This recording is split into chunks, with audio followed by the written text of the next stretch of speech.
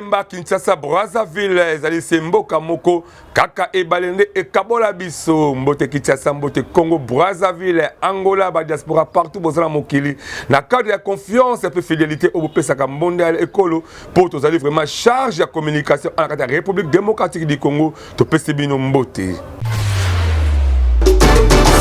Tofongoli édition na biso ya mokolo lelo na motuna oyo omona wapi ba invité mokolo fête na ye moko. Cela veut dire que 9e GA francophonie école kitoko attaque au secrétaire général ya OIF a été. Tout le élément la image oyo.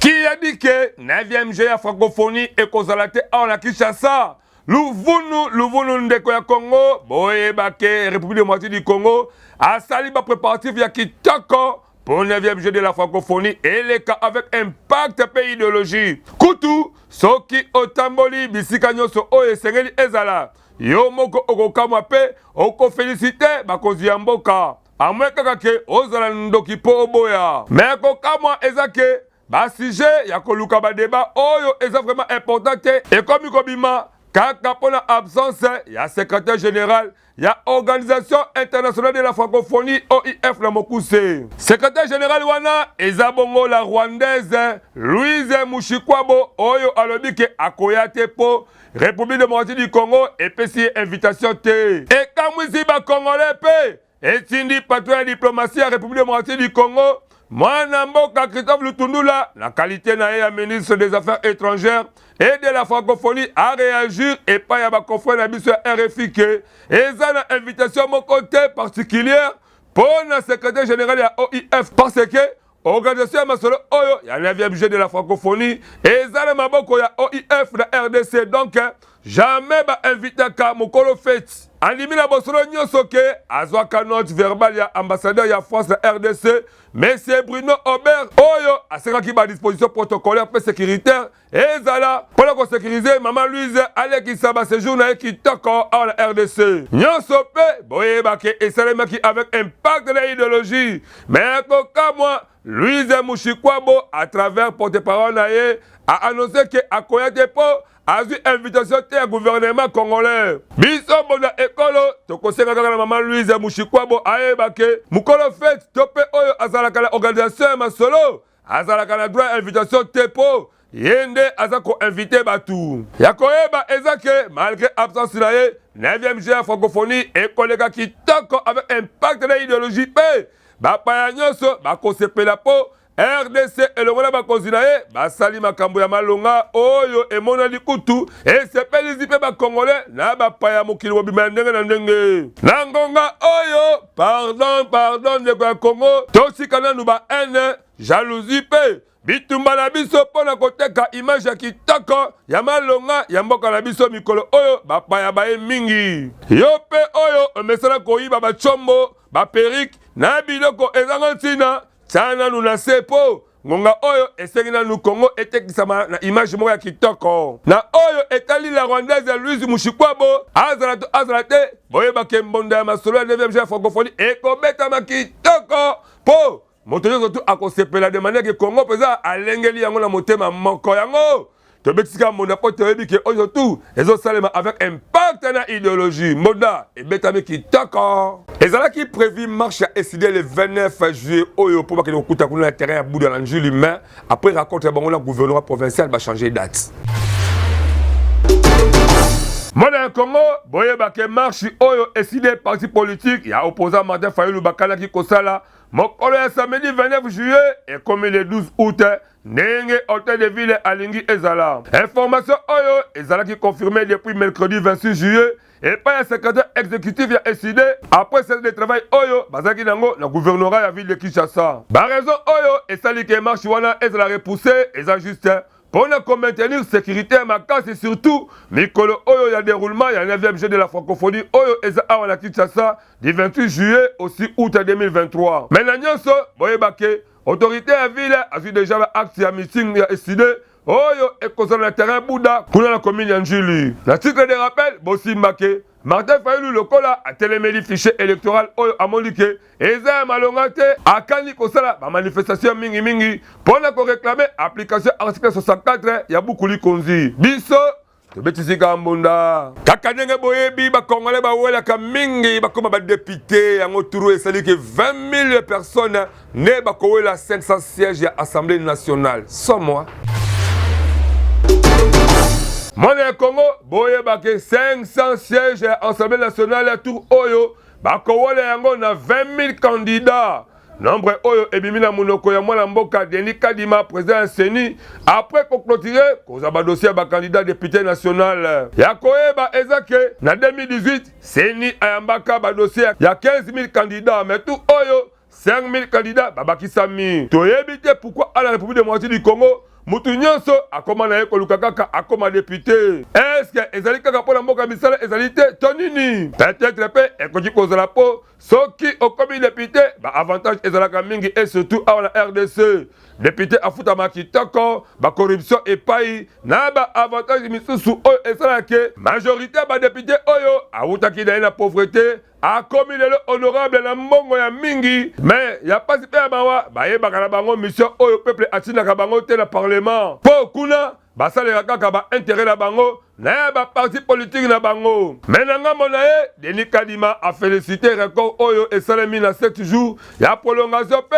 aza ko estimer que avec chiffre oyo 20 000 candidats na députation nationale donc mobange la compétition ekobeta mapo bawela 500 sièges à Assemblée nationale. Biso monda ekolo tokoseka kaka na ba congolais boye banani oyo bokopesa confiance bakosa yo te la polo loso soso tope mbongo mais mingi voter utile surtout et kozala pe bien un jour tombonaka ba candidat oyo bakobima na esprit ya ko soutenir RDC et non ba individu ndenge tomonaka ke je soutiens monsieur tel je soutiens le président tel mais jamais de très comme on a basa la lecture ya kolobake je soutiens la République démocratique du Congo bon changer pe dans ba comportement po mingi tango ozo soutenir Congo yeba ke na président na ozo soutenir azala kati ya Congo wala et ko permettre que ataba ordre mabe et pesami yo ko salela yango te mingi okosalela pona intérêt ya Congo yango tobetisi kambo na peto fukul population miswa boza maeyela boye banani boko voter turu oyebi ke ozala ba reportage ya kitoko lokolo ya ba mariage ya ba conférence ya ba église ya politique ya ba activité ya ndenge na ndenge mona école agence azo promettre musamo ya qualité et ko permettre que oza ba archive ya kitoko na ba souvenir à malamu.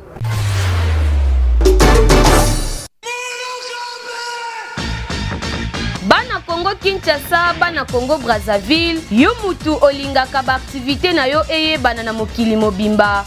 Mbonda ekolo agence epesi bino opportunité ya kosalela bino ba reportage ya kafu. Ezala activité politique, socio-culturelle, économique, religion, sport, conférence. Awa na mbonda ekolo agence ezo salema avec professionnalisme pe eza na prix moko très abordable. Esuki wana te endeko na ngai keba na ba reporter ya muyibi oyo bayaka kozwa ba image pe elekaka nango na télévision te kasi awa na mbonda ekolo agence nyonso ya filmage, modération, réalisation, photoshooting ezo salema avec un partenaire idéologie parce que awa tokanga masolo pena oyo etali image yebake okozwa yango pe ata na format ya YouTube.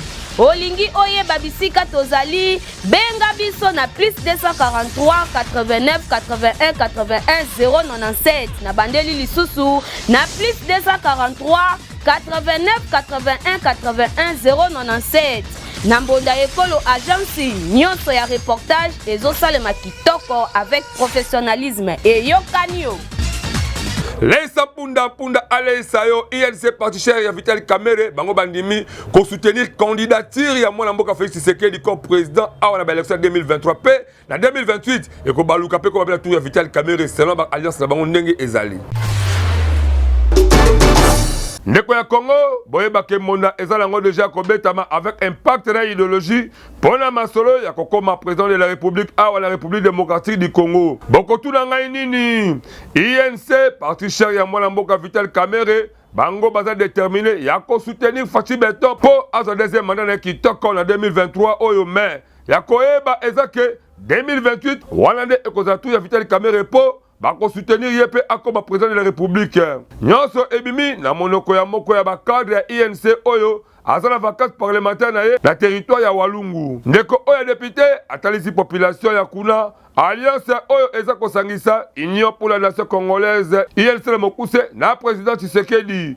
Yango esali ke ba soutenir président Antoine Tshilombo Tshisekedi po asilisa vision oyo aza nango pour la Congo pe na suka ya mandat na ye. Bango INC bako soutenir candidature ya Vital Kamerhe comme président de la République. Awa déjà ebani po présidentiel eza prévu en décembre 2023 pe INC Vital Kamerhe membre Union Sacrée Coalition oyo eza ko soutenir Félix Tshisekedi actuel président. Mais na kozonga mwa sima musika toyebaka ke premier accord na bango ya Nairobi ezalaki ke Vital Kamerhe azala candidat président na 2023. Mais ba calcul wana esimbite yango tactique ezakaka azala déterminé ya konsulter Fachi Beto po azo deuxième mandat. Mais entre temps de l'autre côté mbonda ezakaka kobeta mama be la ngambo ya ba opposé ya makasi lokola Martin Fayulu na Joseph Kabila Kabange po baboyi même kokende ba élection soki fichier électoral coup constitutionnel na seni bavandisi yango te pona kobongisa masolo ezala kitoko. Biso mbonda ekolo tokosenga kaka ke nyonso eleka kitoko demander ke ba congolais pe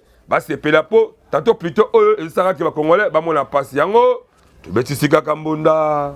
La province kuna na Goma mingi boyeba ke ba victime ya guerre ya M23 ba déposer plainte contre rébellion wana.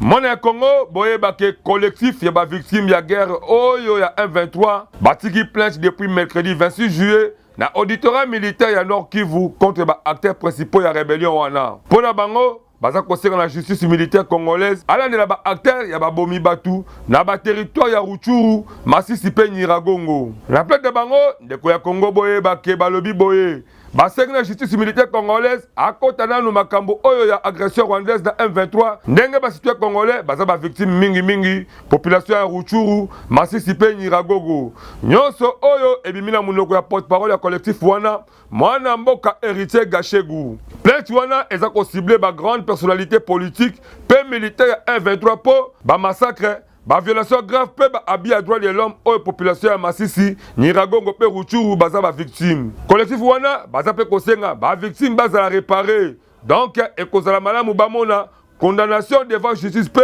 ba répondre na ba acte na bango. Balobi ke eza 1060 personnes oyo ba bomi na 3 territoires wana na intervalle ya une année soit du 13 juin 2022 ti mokolo ya lelo. Biso mbonda ekolo magazine d'actualité to conseiller la justice alande la makambo oyo de manière que population pe bazwa kimia na bango yango to betisika kambunda. Kokoma journaliste professionnel koyeba ko simba caméra kitoko to pe ko sa ba montage vidéo kitoko kima kuna na mbangu na centre de formation média indépendant pour formation EPSM avec ba professionnel ya média. Voulez-vous apprendre et devenir journaliste? Les centres de formation médias indépendants procèdent au recrutement des nouveaux candidats pour une nouvelle session. Que vous soyez diplômé d'État, homme de Dieu, docteur ou qui que vous soyez, les centres de formation médias indépendants met à votre disposition les filières ci-après. Les journalistes, la prise de vue, le montage vidéo. N'hésitez pas de nous rejoindre car ici, la formation se donne avec les professionnels des médias. Chez nous, c'est de l'expérience et du professionnalisme. Pour tout contact, appelez-nous au plus 243 89 81 81 097 ou appelez-nous au plus 243 99 37 45 722. Je répète, appelez-nous au plus 243 89 81 81 097 ou au plus 243 99 37 45 722. Nous sommes les centres de formation médias indépendants. Farine na lipa et comme cher makasi awa na kata ville professeur Kitasa population baleli. Ndeko ya Congo boyeba ke depuis guerre ya Ukraine et banda biloko lokola ba céréales, blé eza kobetisa mbonda ya mabe makasi. Selon ba importateur alobi ke crise russo-ukrainienne nde epesi kilo na masolo ya ba importation pena ba prix ya mboka na masolo oyo etali farine de blé epai ya ba pays importateur ebele. Yango esali ke babekisa mbonda na échange oyo ba importateur bazalaki nango na VPM ya économie. Baleli ba tracasserie fiscale pe douanière. Ba continuer zukolela balobi ke pasi ya kozwa dollar oyo esalaka ke baza la facilité ya paiement ya bacommande epai ya baproducteur. Problème pe mususu ezali ya porpo a constat gênant de chargement eza kosalema malembe et surtout que coût ya transport eza pe ya komata makasi. Vice-premier ministre ya économie pe na ngambu na ye akisaki bango mitema pe arasire bango ke akobeta masolo na ministre ya finance pe la banque centrale po batala ndenge nini gouvernement akoki ko intervenir na urgence.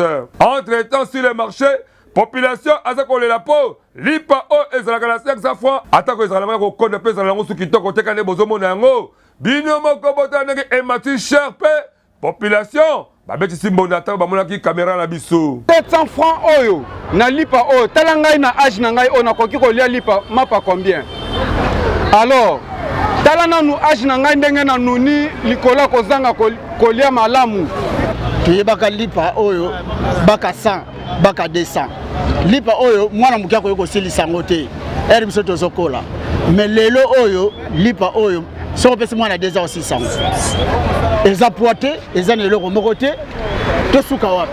Si c'est le cas il y a dollar to éviter na to monaka na ba niveau ya ba CFA wana baza na zone sema bango makambo ya dollar elobelaka bango eloko te bazo valoriser de francs CFA na bango mais biso pe baluka pe mécanisme moko boye o ezake non de façon que non monnaie na biso comme stable lora ba pays voisin na biso awa tokoseka na gouvernement osala mwa eloko malgré pe ba promesse nyonso o bopesa population atako ezanga nango ba suivi mais esimbaka nango pe kaka te okomona lipa oyo ekotiaka na prix oyo pe ekozaka kokonda kaka si population aza ko souffrir makasi toluka na solution ya boye vraiment ebeti mbonda mabe makasi mabe. Est-ce que ezara vraiment malamu kokende na pharmacie kosomba kisi ça pour autant kosala consultation médicale tonda élément oyo. Merci ndeko journaliste pour na mutuna otuni ngai concernant automédication.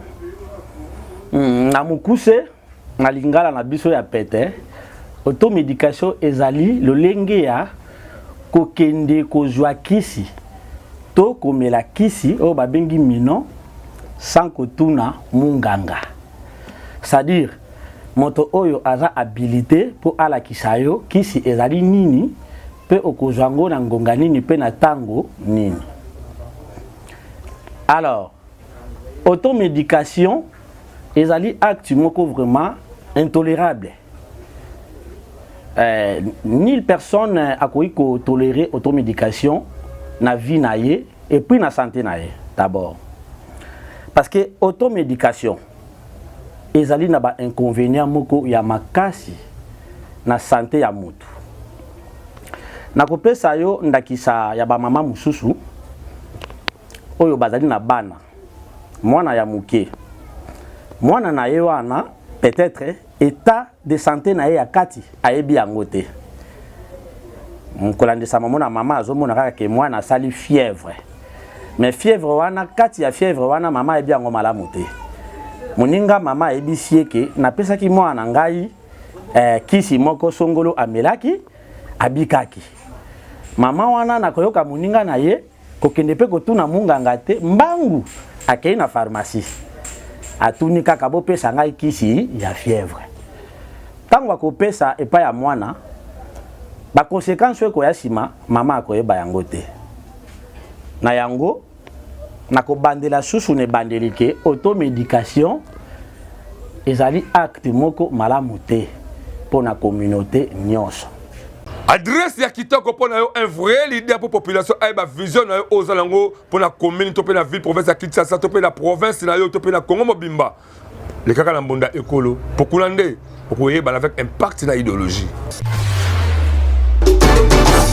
Congolais, Congolaises, yo mutu ozalaka na idée ya développement ya RD Congo, magazine bonda ya ekolo baleki ya Yezu, apesi bino opportunité ya koya ko exposer ba vision na bino pona bolamu ya ekolo mobimba. Botala bino moko, tomesana koyamba batu na plateau na biso, po mutu na mutu atalisa vision na ye, yo mutu oza na ba idée ya malamu olingi mboka ekende liboso, magazine bonda ya ekolo afo afongoleli bino ba porte yaka o contribuer na développement ya mboka RD Congo. Oyo ayebi ke aza vrai leader sala lokola baninga yaka na plateau na biso parce que eza seule adresse oyo eyambaka ba leader ya makasi pe ya solo solo. Tala ndenge ba leader bazali koleka moko na moko bazali koyamba bango epai ya mwana mboka Alain Dewa na Medrine Kambembe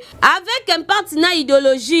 To abordaka basi nyonso lokola politique, économique, socio-culturel, religion, pena basije mosusu oyo ezo contribuer na développement ya mboka na biso. Bazomona pero bazana makanisi kimute mabete. Batu mususu kala kimute mabe ya longwanga na yawana. Mais bato bazana miso baomona Congo ezoke na ndenge mususu. Il est na limité na mumbele un peu partout. Donc nazo continuer lisusu na suki wana te. To se sentir à l'aise na kati ya changu na biso.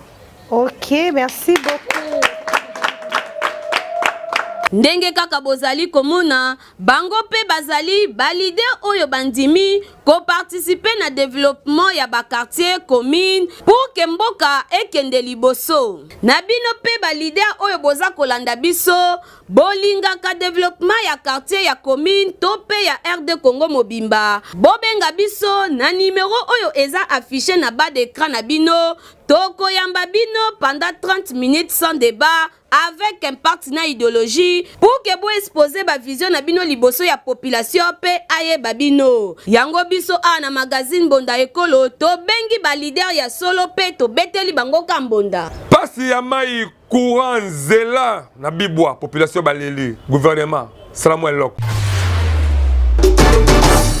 Neko ya Congo kaka ndenge boza komona ba image oyo botala babala oyo munene bokotuna nga tozali wapi tozali ka la vie province ya Kinshasa la commune Nsele mingi kuna na quartier Bibwa population baleli po bakoma ko souffrir na ndenge moko ya makasi et surtout que nzela oyo boza komona yango nde e permettre bango po basala ba course bango kitoko mais nzela oyo depuis Bibwa ebanda bakoma kolela ka la gouvernement aluka moye moko ata makadam koto de manière que esunga population parce que mingi bauta na bakati kuna bango nde basalaka nzela oyo bazosufrir na ndenge moko ya makasi kaka kuna na Bibwa amamende kwa Congo bokotuna nga likamba courant kuna kutu bosana parce que bazalaka kala kuna kitoko me courant ngo ebeba na ndenge moko ya libabe balela mais sinel kutu ayokelaka bango ata marate neti kaka mato ya sinel ekufa nango mpe misu mpe ekufa mpona kotala bandeko ya Bibwa na likambo oyo etali mai bosana na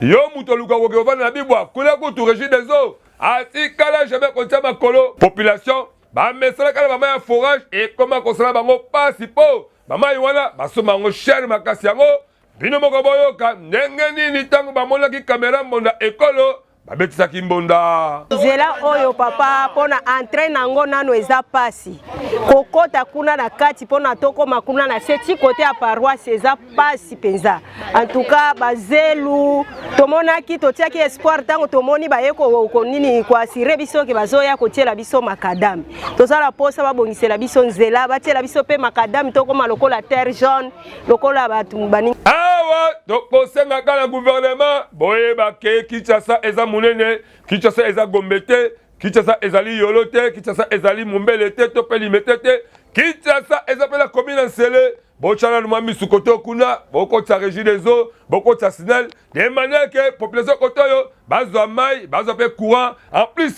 ba infrastructure ka banzela bosala ba banzela ba ba kitoko et ko permettre population kotoyo ba vivre pe la kimia yango to betisika kambunda o mesana kolela chaque jour quand que vient ko kate vient azolia te comme un mandian article 15 yango tele baninga bosala banzunga aluminium kitoko quoi. Likambo ya koluka misolo ndeko ya Congo mingi bamesana na bango na likambo ya koyiba likambo kobetaka bapada tope likambo ya ko escroquer batu ya ndenge na ndenge mais il faut oyeba ke article 15 balobaka débrouiller pour mieux vivre et ça les makalango avec impact pe na idéologie kutu awa magazine Bonda Ekolo etambolaki na commune ya Masina pona kolakisa ba jeune ke ebongi koyeba ndenge okoki organiser avenir na yo po lobi okokisa 50 ans okozaka te moyibi to pe ko eskokaka batu na banzela to na ndenge me tala awa na masina ndenge nini bazungu ya aluminium oba mama malewa balambelaka ndenge nini esalemaka nyonso oyo ezali kaka kolakisa jeunesse ke ozali pe capable de créer indusa na yo pour permettre que ozwa avenir à malamu papa oyo basombaka aluminium balambi yango kitoko pe basalaka ta forme pour ebimisa bazungu ya aluminium oyo tomesala kolambela yango tala ndenge babetaki mbonda tango bamonaki kamera ya mbonda ekolo bon tosalaka na aluminium wana eza mosusu balate ya aluminium neti oyo bachinois basalelaka baporte mosusu bakilasa bacamion neti wana eza boîte vitesse ya ketch wana jante mpe ya ketch tosalelaka bon après tosombaka mpe makala oyo ya mbuma te bapouchere balambelaka yango nde esalaka tosala nzungu bamona nga na bani na le 15 mars 1993 awa nazokende soki combien d'années naloba 39 ans à peu près. Esali kitoko makasi ndeko ya Congo esengeli toyebake na motoki na yo nde okozwa lifuta na motoki na yo okobokola libota na motoki na yo okopesa esengo la famille na yo lokola papa oyo bazosala banzungu abo ya kitoko bamama basombaka balambelaka nyonso oyo esalaka ke bakokisa babezo bazala na mabota na bango yo oyo mesala muke vie nazokoka te ke bana avenir wana ezali mabe yekola idéologie oyo po ekopermettre lobi ozala un bon responsable yango biso tobetisika mbonda ya solo esekisaka bino mepesaka mpe mate ya solo nini wana karikature ya ye moko jesi jemba koko tirisiri tolanda elema oyo likambo oyo etali kini bopeto tango tozali koloba biso magazine mbonda ekolo mingi bakoma kozola yango na ndenge ya faux or ka il faut koyeba ke ko-embellir environnement ezali likambo ya Jachilingo Bilambaka te ezali pe likambo ya Jekoko Mulumba to pe chef de l'état Fachi Beton te environnement esengeli ebonga na bolingo yanga na yo parce que biso nde tozali ba bénéficiaire ya ba maladie ya ndenge na ndenge to pe ya banyama mabe soki environnement biso ezali malamu te yango honorable oyo amesala kovanda koko tirisiri lelo alobi nini deux jeunes bakiti chez le vieux Inkimo Kini bopeto ve, tobongisa balabala matisi liboso ya ringi fo. Mike vie Inkimo, bayaba baelimba, talaka bakini bopeto ango banini. Malamoko ve Inkimo pe na kanda na ele kola kutu yeba kama kini bopeto kipaka ete, yo kande agangeli bango. Quoi? Bongo l'état son rôle c'est quoi? Bolongo awa. Vie Inkimo, lokola azalaka na ele opposition, pona ye nyoso ezalaka mabe, yo kande azoki avec baboule na bango opposition. Po, amani lokola kobi dérangement yokaye. Biso l'opposition, il faut tout le monde clair na makambo oyo. Po likama kini bopeto oyo. Non. Mikolope ele gagate, des jours après balokola pa via Inkimo matiti etona na etro. Mwana na ye azali ko sakana na ba jouer oya mituka nyoka pe essuyer. Yokane mwana gangi. Mama elle a coupé. Nyoka asui mwana via Inkimo e bongo yokaye moko madame via Inkimo. Ndenge akimi mbangu ayepo intervenir pour la mwana na ye. Zambe Inkimo, yaka nyoka sui mwana biso. Ah, pasi makasi yaka noki. Elongwe bango wana depa Inkimo na madame na ye, ba memi mwana bona centre médical. Pona via Inkimo ye akalisi alobi boye. Je comprends. C'est le cas de parti, le col a postulé en 2023, Bitumba et Bandi. Na matiti ebele na lopango boye. Ah, ngaye. Nyonso et comme il commence le col à Kindoki, parce que vient Inkimo le col a postulé tellement à l'opposition. A ceux là on peut l'endenge na ye, yango.